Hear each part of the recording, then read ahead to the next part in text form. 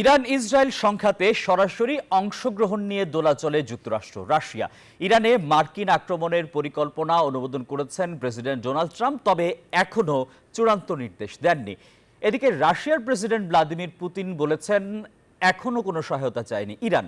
এদিকে শুক্রবার জরুরি বৈঠকে বসছে জাতিসংঘ নিরাপত্তা পরিষদ। ইসরায়েল ও ইরানের টানা পাল্টাপাল্টি ক্ষেপণাস্ত্র হামলার সপ্তম দিন। দু দেশের প্রাণঘাতী সংঘাতে তুমুল উত্তেজনা বিশ্বজুড়ে।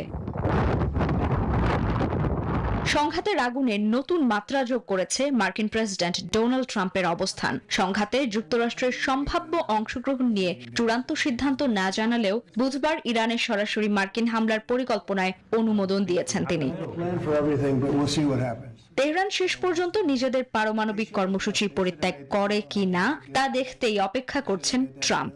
এর আগে তিনি জানিয়েছিলেন ইরানে হামলার ব্যাপারে তিনি কি করবেন তা কেউ জানে না। এরই মধ্যে ইরানিরা তার সঙ্গে যোগাযোগ করেছে বলেও দাবি করেন মার্কিন প্রেসিডেন্ট।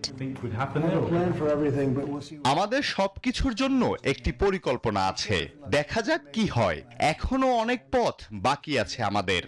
বান্ডেল থাকলে প্রতি সেনমানিতে টাকা বাঁচবে। বিকাশ সেনমানি বান্ডেল কিনে জিতুন প্রতি লেনদেনে।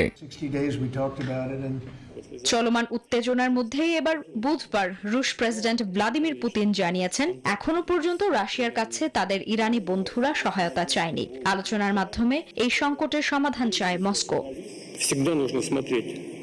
এই প্রেক্ষাপটে আমার মনে হয় সকলের জন্য শত্রুতা বন্ধ করার উপায় খুঁজে বের করা এবং এই সংঘাতের সকল পক্ষের একে অপরের সাথে একটি চুক্তিতে আসার উপায় খুঁজে বের করাই সঠিক হবে, যাতে ইরানের স্বার্থ নিশ্চিত করা যায়।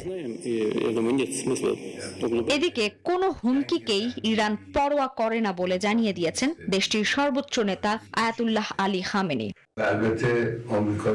ইরানের ওপর ইসরায়েলের হামলা মানবতার বিরুদ্ধে অপরাধ হিসেবে আখ্যা দিয়েছে উত্তর কোরিয়া। চলমান পরিস্থিতিতে ইরান, রাশিয়া, চীন সহ কয়েকটি দেশের অনুরোধে শুক্রবার জরুরি বৈঠকে বসবে জাতিসংঘ নিরাপত্তা পরিষদ। Desk report, news 24।